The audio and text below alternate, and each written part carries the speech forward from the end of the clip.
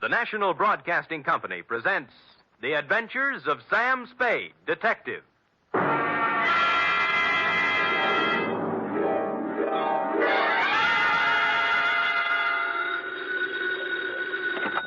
Sam Spade Detective Agency? Me, sweetheart. Oh, Well, that's a warm reception if I ever heard one. I'm here at my post, Sam, ready to do my duty. All right, let's have it. Have what? What have I done? Well, Come on. Sam, who was that lady I seen you with? What lady? What lady? Sam, for your information, there was a 5-column picture on page 1 of the Chronicle showing you with your arms around... The redhead. Yes. Ah, It means nothing to me as a person, Sam, although I am a redhead myself. But I feel there are certain standards of publicity and agency of our stature. Angel, if you'd bothered to read the caption under the picture, you would have learned that my arms were around this other redhead to keep her from braining me with a paperweight she picked off Dundee's desk. Oh. Yes. So take my picture back out of the drawer, and while you're at it, grab the book and pencil, because I'll be right down with a somewhat lengthier explanation entitled The Sinister Siren Caper.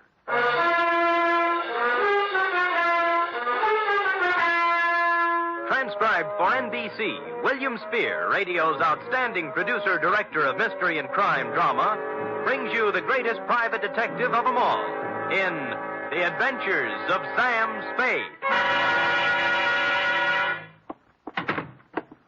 Oh, a red-headed woman made a fool out of me. Effie! Miss Perrine. Oh, yes, sir. I was just... Well. Why, Sam! What a pleasant surprise. Oh? No black eyes. What? Hair comb, suit pressed. Yes, frayed, but tidy. How do you explain this, Sam? Well. I'm so used to you coming in with... Battle scars? Uh-huh. Among other things. How do I explain this? That woman is a cue if I ever heard one. Are you, Ready, Sam. That's all. That's my girl. To Mr. Donald Stryker, Bellhaven Apartments from Samuel Spade, license number 1375596. Subject, The Sinister Siren Caper.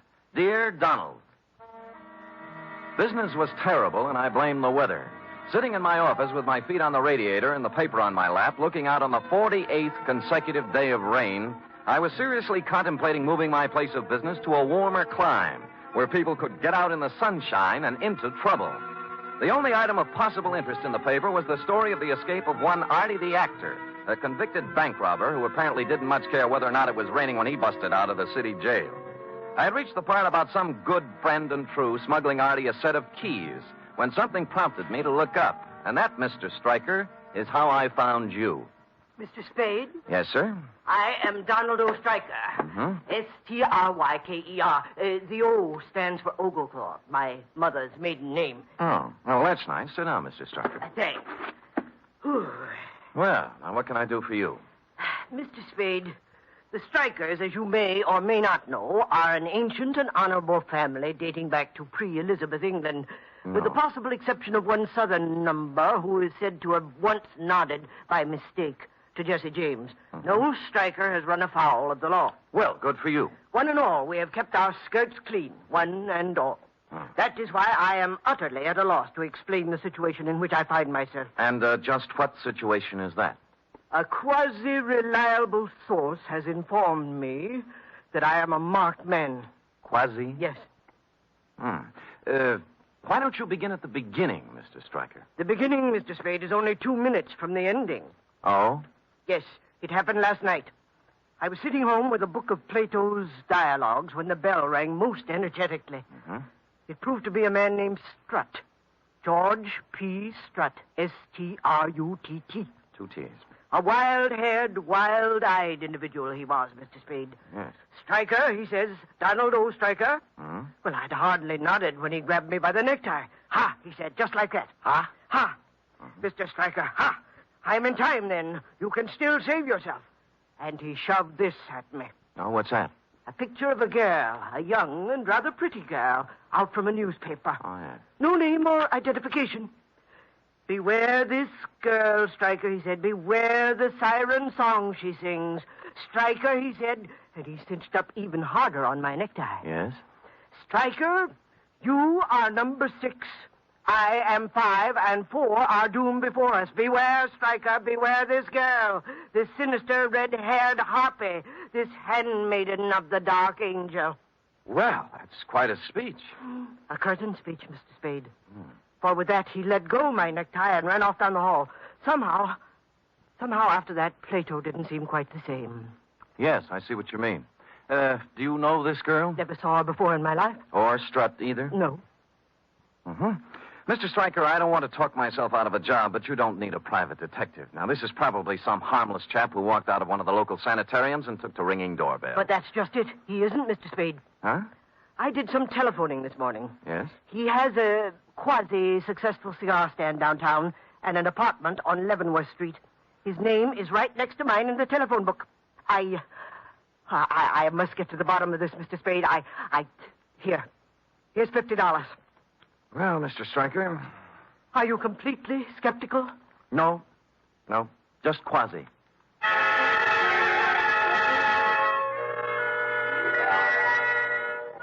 And with that, we formalized our agreement on one of my quasi-legal contracts, and I promised to call you instantly if anything turned up, and you departed, still in a quasi-quandary. Sticking the newspaper clipping into my wallet, I hopped a cab and went to Strut's apartment on Leavenworth. Let's see, 26, 24, 22. Mm-hmm. Hoo-hoo! Hey! Hey, lady! Yeah, open. It was a cleaning lady, cloth on head, mop and pail beside her, testing the guarantee on Strut's grand piano. Wait unto me. That knothead. Who? Strut. Oh. Ain't got no respect for $1,000 grand piano. Listen to that. Busted string. Yes. It's a crime, that's what it is. Mm-hmm. What do you want, Jack? I take it Mr. Strut isn't in. Nope. Who are you? Sam Spade, private detective. Detective? Yeah. Seems Strut thinks someone is going to kill him. Oh, no. When did he dream that one up? You got me. You know him very well? I've come here twice a week for 15 years. Oh. If you want to talk, Sam, you'll have to follow me around. Okay. Gotta get a wiggle on. Come on now. I'll get a wiggle on. You think he was dreaming it up, huh? Now, let me tell you about George Strut. Yes. Yep. Let me put that bucket down. Out, please. Oh, There. sorry. He is 68 years old, to my knowledge, and in them 68 years, one important thing has happened to him. He was born. Oh. George just reads too many cheap books, that's all. Well, no girlfriends? No. Well, now, wait a minute. Let me see. There was a woman about 8 years ago in the bird-watching club he belongs to, but that laid an egg. Bird watching. Any enemies? How could a man like George have enemies? Nobody notices him. He matches the rug. Now, look. He goes to lodge meeting twice a month, to church every Sunday. He doesn't smoke, drink, gamble, spit on the floor, or chase women. Mm-hmm. Got no other bad habits. No car, no house, no money, no prospects. Yeah. Look out, I gotta get into that closet. Oh, yes, huh? So why would anyone want to kill George Strut? He's been dead on his feet for 20 years. Why, when I see George, I'll give him a piece of my... George! Oh. I turned in time to see him lean out stiffly, pause like a falling tree, and then topple to the floor. Followed closely by the cleaning lady, who must have agreed before she fainted that George didn't match the rug anymore. While this struck a false note in my mind, it explained the false note in the piano. The missing string was wound around his neck.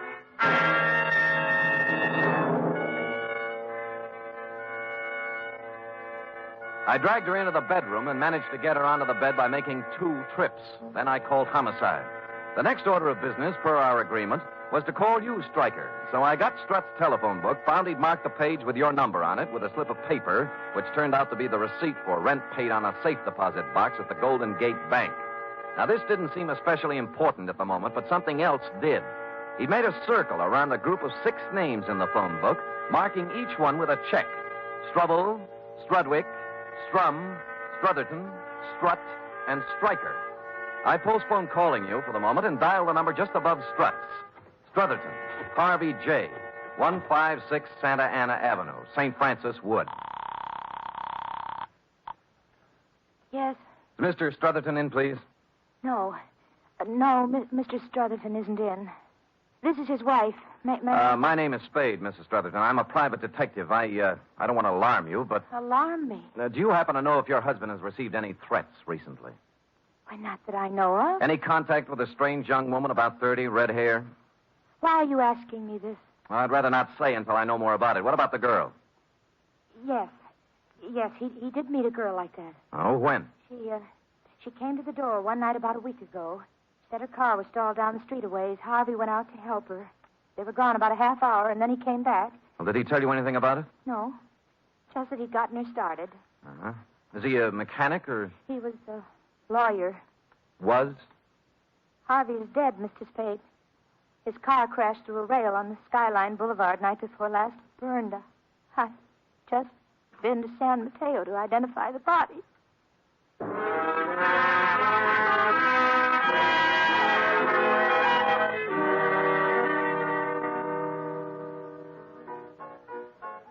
Strum Joseph P., 828 Howard Street. Yeah, that's Joe.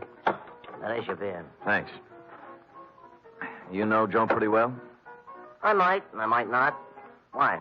What do you mean you might not? This is 828 Howard Street, isn't it? The number's over the door. Don't you like me, bartender? What's eating you about, Joe Strum? Look, you see this? Private detective's lot. Huh? Oh. Yeah. Poor but honest, barkeep. Trying hard to get a little cooperation. I thought you was a cop. What's with Joe? Well, I'll tell you. Mm-hmm. He uses the phone here. He makes a little book now and then in the back room. Nothing wrong, you understand, but still and all, there's nothing a guy likes to blat around about the strangers, you know. Yeah. Any idea where he is now? Well, that's a pretty hard thing to say where Joe is at any given time. Oh. Even when Joe's acting normal, which at present he isn't. Oh, why not? Well, like all bookies, Joe does not have a heart. But if he had one, I would not hesitate to say Joe was in love. With a red-headed dame about 30. How did you know? Here, look at the picture. Let me get my glasses. Oh. Glasses. Yeah. There they are. This is the dish. You know her name? No. Joe has made no formal announcement as yet, but the word has gone around he is giving 8 to 5 he will marry her, which for Joe is a sure thing. Last Friday it was when I seen him last. They sat up to the bar here, and the two of them talking at some length about things I have never heard Joe discuss before. Like what? Well, as I said, bookies are different from people, so it should have not surprised me that Joe and his wren were not discussing rose-covered cottages, as do most boys and girls when they reach the loony stage. Yes. From what I could gather as I passed by now and again, serving the other customers, Joe and his girl were discussing a cozy little rose-covered safe deposit box. Mm-hmm.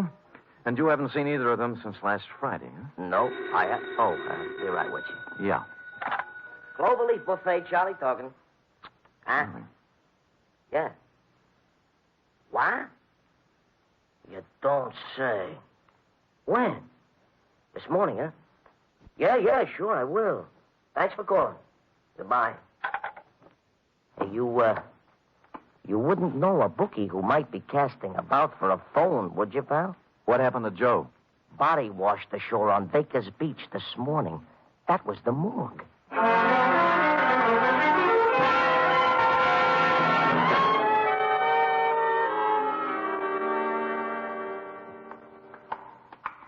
I know what you mean, Sam.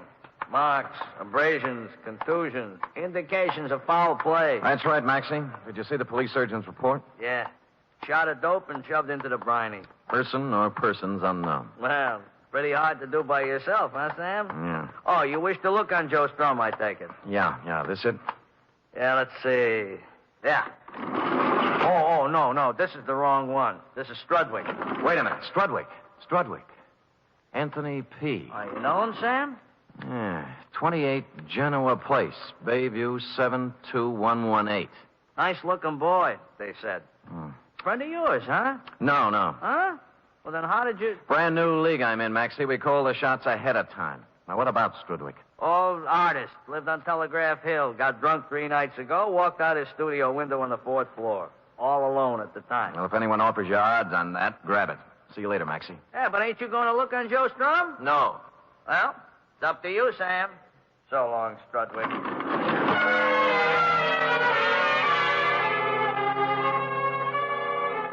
Top man on the totem pole was James A. Struble, a barber who lived on 18th Avenue. I called, no one answered. So I made what by now had become the obvious deduction.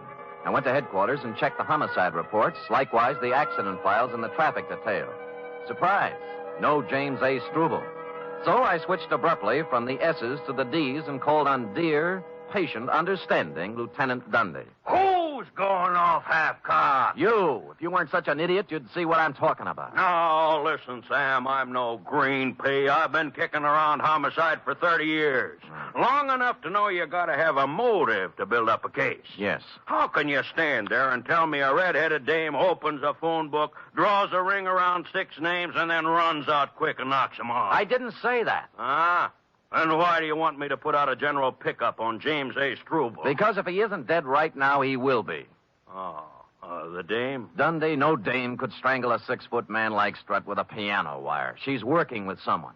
Sam, I love you, believe me, but try to see my side, will you? So I put out a general on Struble, and we pick him up, and he screams. And the chief hauls me in to ask why. And I tell him we put the pinch on Struble because his name is ticked off in somebody's phone book. Why... Huh? Hey, who are you? Lieutenant. I want to see the lieutenant. Hey, is he drunk? Well, ask him. Oh, yeah. What's your name? Struble. James A. Struble. I want to report a murder. Well, who? Me.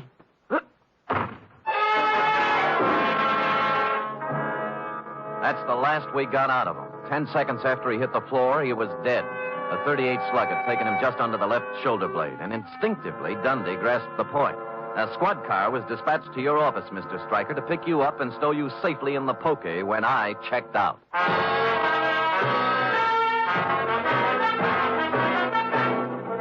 You are listening to the weekly adventure of radio's most famous detective, Sam Spade.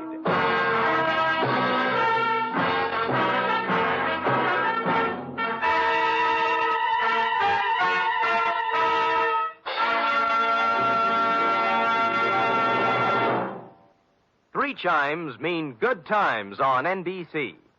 This Sunday, the glamorous and very unpredictable Tallulah brings you another gala broadcast of The Big Show. Among Tallulah's guests for this Sunday's Big Show are Fred Allen, Eddie Cantor, Phil Baker, Eddie Fisher, and many, many more. It's an hour and a half of the very best in comedy, music, and drama.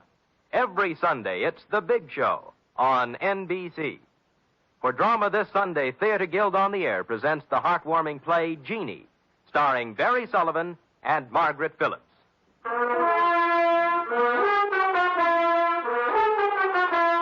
And now back to the sinister Siren caper, tonight's adventure with Sam Spade.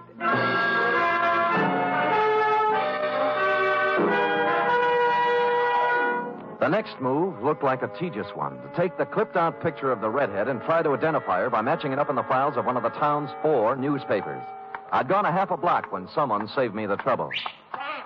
It was the bartender. Sam, I got news for you. Where can we talk? How about the Blue Fox? Okay, I'll meet you there in 5 minutes. Wait a minute. Why can't we talk here?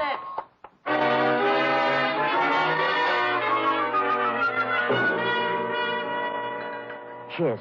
Yeah. Sorry, Sam, sorry. Well, you're in sad shape, bartender. What happened? The redhead. Joe Strum's girl. She was in. When? An hour ago. She was loaded to begin with. And when I poured her a couple of stiff horns on the house, she begun to talk. Oh? Sam, crime is rampant. Yeah, for instance. Well, from what she told me, Joe Strum was dwelling in a fool's paradise. Much talk, many promises, and an occasional smooch. But when the score is added up, Joe never gets past his own 10-yard line. Whose girl was she? Whose girl? Prepare for a jolt, Sam. I'm holding onto my chair. Artie the actor. Artie the actor? Artie the actor. The picture you showed me was taken at his trial. Oh. She was sitting right behind his lawyer. Wait a minute. The safe deposit box. Yeah? How much is Artie supposed to have stashed away? She told me. A solid $500,000.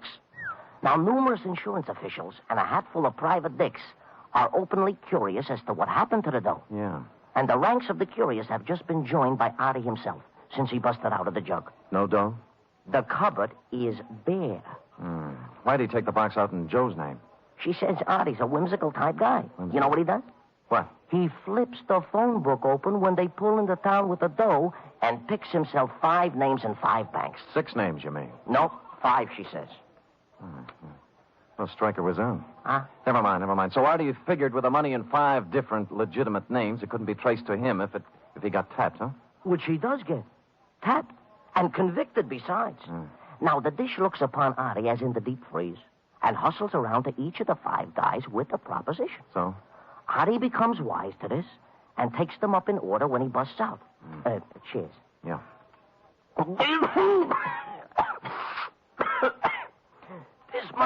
This much I learned before she staggers out of my joint. The rest I must leave for you to figure. You can't drink, bartender. Occasional. Sam, if there is any other reward, though, floating around when the smoke settles, I will be at the Cloverleaf. It's only beer, you know. And if you run across an honest, hard-working book who needs a phone... Yeah, thanks a lot, Charlie. So long, Sam.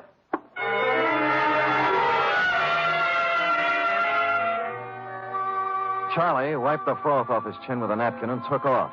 I let him have a healthy lead, then tailed him.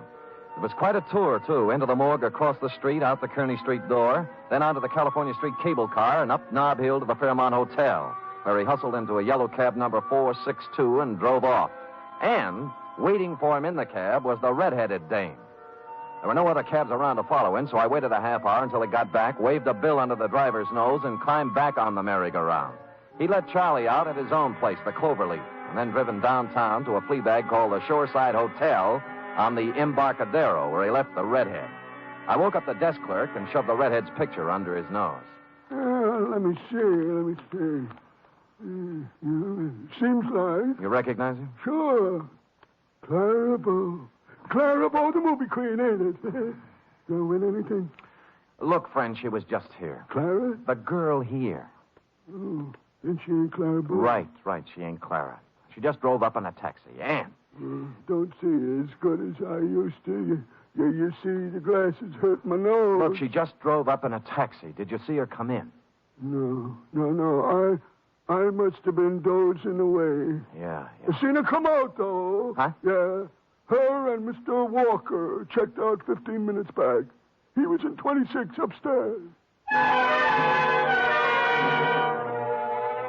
I didn't have to cross-examine the clerk to see Mr. Walker had lived in 26 for some time. The floor was ankle-deep in cigarette butts, liquor bottles, sandwich crusts, and other debris. A table in the corner was covered with travel folders, mostly on South America, and 7 days' newspapers, the top one of which was turned to the story on Artie the actor that I'd been reading in my office this morning when it all started. You know, it's too bad you came in when you did, Stryker, because if I'd read one more paragraph, I'd have learned something that could have saved me a lot of trouble. Whatever was the case with 4 of the names, the 5th one Artie hadn't picked at random. His lawyer was Harvey J. Strutherton. Hello? Mrs. Strutherton, this is Sam Spade. Oh, Mr. Spade. Yeah. Thank heaven you called. I'm terribly frightened. What's the matter? The girl. The redhead? Yes, she just called me. She says my husband was murdered. One of his clients, a man he defended, thinks Harvey betrayed him. Artie the actor, Artie Billings. Yes. There was a lot of money. She knows where it is. Why is she telling you all this? I don't know, Mr. Spade. She warned me against calling the police. I don't know what to do. Well, then don't do anything. Well, don't you see? She's coming here. She'll be here in 20 minutes.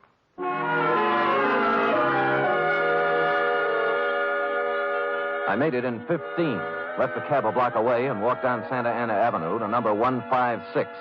The night fog had moved in, making it tough to follow the path through the high shrubbery to the door of the house. Mrs. Strutherton hadn't helped matters any by turning out every light in the joint. Mr. Spade? Yeah. She hear you? No, come in. Why'd you turn out the lights? I thought I was being watched. There's a fire in the living room. This way. The shades and draperies were all pulled. The windows shut tight. The house had the musty reek of a room that's been closed up for a long time. She guided me around the dining room furniture and through the doors into the living room, sat me down in front of the fire. Would you like some brandy, Mr. Spade? No, thanks. Cigarette? Yeah. Thanks. Tell me now. Tell me, I want to know everything. This man my husband defended. You know he's out of jail? I saw the papers. Why would he kill Harvey? After my husband did everything in his power to get him acquitted. Money. A lot of money. How much? $500,000. How about a match? Oh, yes, of course. I held back, and without thinking, she leaned over into the firelight. I saw Mrs. Strutherton then for the first time. It was the redhead. All right, hold it. Now, don't move. What are you This doing? is a 38, baby, at the back of your neck. Now, don't move. All right, where is he? I don't know what you mean. You heard what I said. Where's your husband? He's dead. He's The dead. body you identified in San Mateo is Artie the actor. You and Harvey engineered the escape so you'd have a fall guy for 5 murders and $500,000. Now, for the last time, where is he? Harvey? All right. Harvey? You'll kill me. Don't, Spade, don't do it. Don't do it.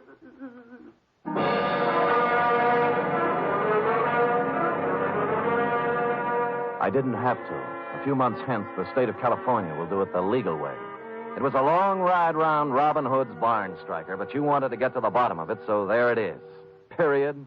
End of report. Well, Sam, what about the money? They're still looking for it, F. Harvey has thus far chosen not to talk, but Dundee hasn't really turned on the persuasion machinery yet. Who knows? Maybe he's opened the phone book at the P's and put his finger on Perrine, Effie. Oh, don't even think of it, Sam. Oh. I'll settle for $26.87, which represents the shortage in my check covering the period. Effie! What, Sam? Can I believe my ears? What? I look back upon the past 12 hours. How to keep our little organization together, to stave off the bill collector. Oh, Sam. I placed my life in jeopardy, tangled with a murderess, used my poor, tired body as bait for her savage conspiracy. Sam, I'm sorry. Ferreting my way through morgue and crime-ridden alley to finally win the fight, and then to come home expecting a cheery welcome and to get instead scurvy innuendos and a bill for $26.87. Oh, forget it, Sam. Don't ever mention it again. I'm sorry. Well, that's my girl. Here, 10, 25, 6, 7, $27. Now we're all square. Thanks, Sam. Thank Now, you. come here. Now you can bring me the 13 cents tomorrow. That's my boss. Good night, Sam. Good night, sweetheart.